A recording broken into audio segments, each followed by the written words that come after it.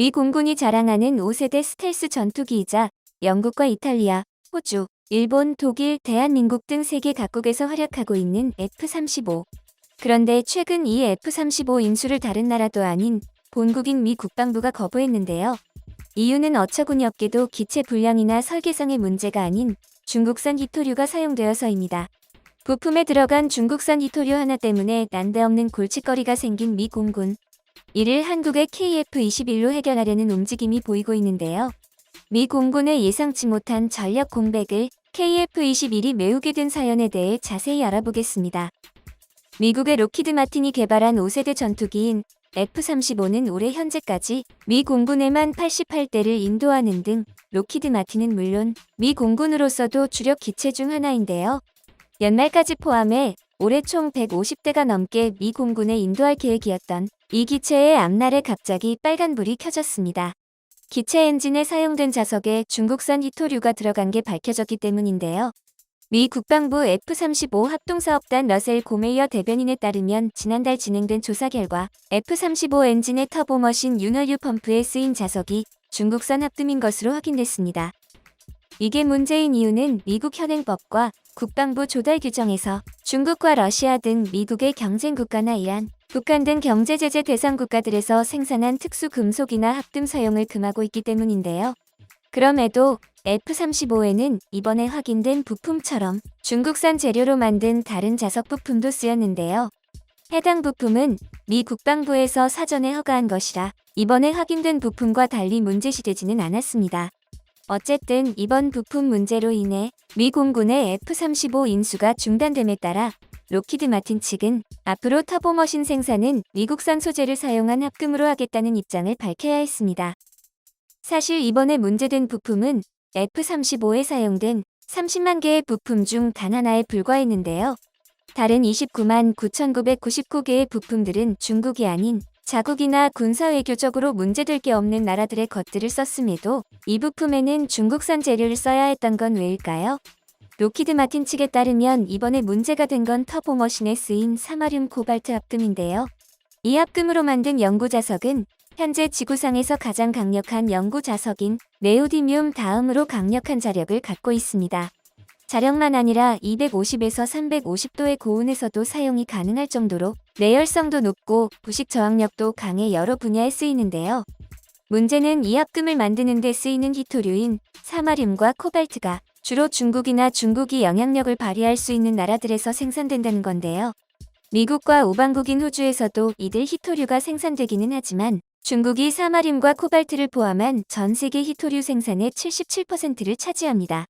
미국을 포함한 북미는 7%, 2위인 호주도 12%에 불과해 가격 경쟁력에서 압도적으로 불리한 게 현실이지요. 코발트의 경우 중국이 아닌 콩고민주공화국이 세계 생산량의 약 70%를 차지하는 최대 생산국이지만 이쪽도 다른 히토류랑 상황은 그리 다르지 않은데요. 콩고민공의 국영광업공사인 제카마인이 2019년부터 자회사인 이지씨를 출범해 자국 코발트 생산과 규제를 독점하고 있어서인데요.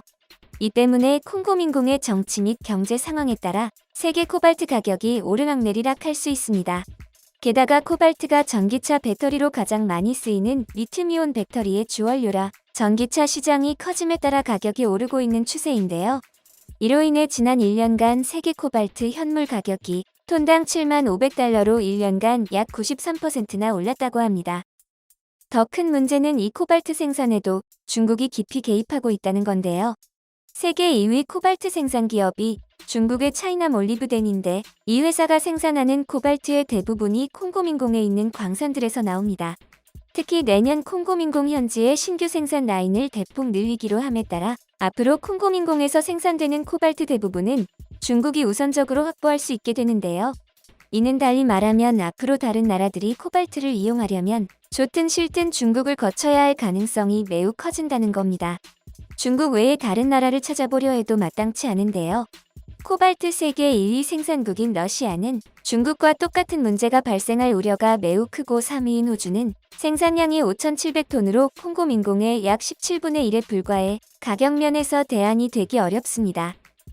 이러한 문제들로 인해 중국산 히토류에 의지하지 않아도 되는 부품이나 이러한 부품들을 활용한 신형 전투기 개발의 중요성이 대두되고 있는데요. 그래서 주목받고 있는 것이 작년 미 공군 참모총장이 F-35의 후속 기체로 거론한 바 있는 F-36 킹스네이크입니다. 그러나 이 기체도 F-35 인수가 중단된 현 상황에서 즉시 대안이 될 수는 없는데요. 예상 도입 시기가 빨라도 2030년 이내라 실제 도입에는 8년 이상이 걸릴 가능성이 있기 때문입니다. 시간적 문제 외에 비용도 큰 변수인데요. 신형 전투기 개발에는 천문학적인 비용이 들어가는데 최근 세계 경제가 어려워짐에 따라 불확실한 신형 기종 개발에 예산을 투입하기가 어려워진 게 현실입니다. 그래서 현재 미 공군에서 F-36 개발과 관련된 논의는 사실상 보류 중이고 F-16을 업그레이드한 F-16V를 보강하고 보급을 더 늘리는 것으로 가닥을 잡았습니다. 이러한 일련의 흐름은 우리가 개발한 KF-21을 미국을 포함한 다른 나라들에 수출할 수 있는 발판이 되고 있는데요. 앞서 말한 F-16V는 F-16보다 업그레이드된 성능을 갖고 있고 F-35에 비해서는 싸지만 돈이 많지 않은 나라들 입장에서는 이것도 그리 싼 기체는 아닌데요. 실제로 크로아티아 공군의 경우 비용 문제로 인해 F-16V와 라팔 사이에서 고민하다 라팔을 선택한 바 있습니다. 이런 나라들 입장에서는 가격 면에서 상대적으로 싸면서도 F-16 등의 기존 전투기보다 성능 면에서 확연히 발전한 KF-21에 눈이 갈 만하지요. 더구나 KF-21은 현재 F-35 인수 중단으로 인한 공백을 메워야 하는 미 공군 입장에서도 매력적인 대안이 될 수 있는데요.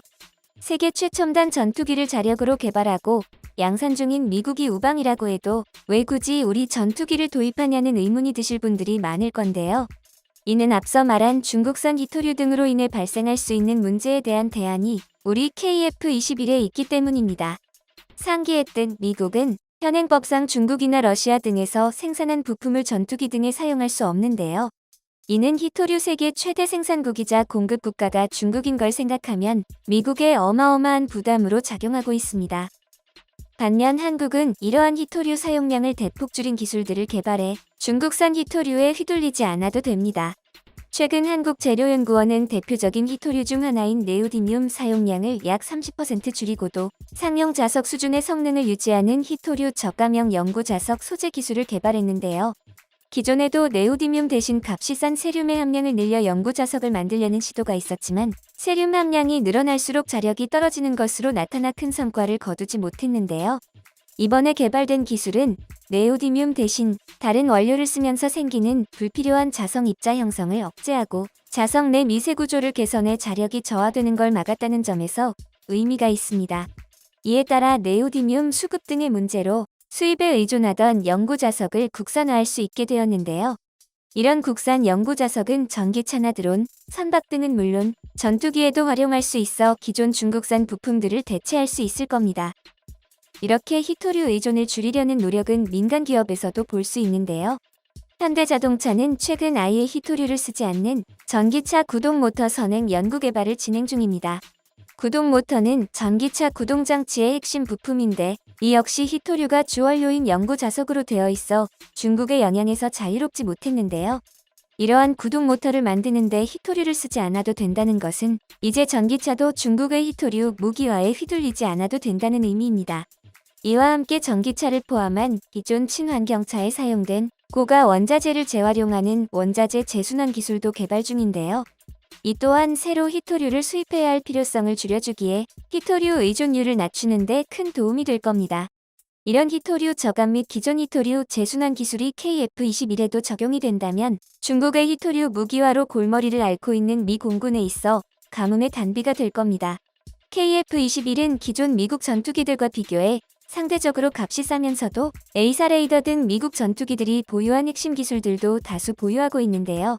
따라서 F-35의 공백을 메우거나 F-35에서 발생한 문제가 다른 기종들에서도 발생할 경우 유력한 대안이 될 수 있습니다. 특히 일부 성능은 KF-21이 F-35보다 더 앞서거나 앞설 수 있는 가능성이 충분히 있는데요. 대표적인 예로 KF-21은 F-35보다 익면하중이 적은데요. 비행기 중량을 날개 면적으로 나눈 값인 익면하중은 많아질수록 이착륙할 때 고속으로 움직여야 합니다. 달리 말하면 이게 적으면 이착륙할 때 천천히 움직여도 돼 더 안전한 비행이 가능하다는 건데요. 뿐만 아니라 실속하는 속도도 느려지고 활공 시간도 길어지고 상승 한도도 높아지는 장점이 있습니다. 정리하면 KF-21이 F-35보다 더 유연성 있는 활동이 가능하다는 건데요.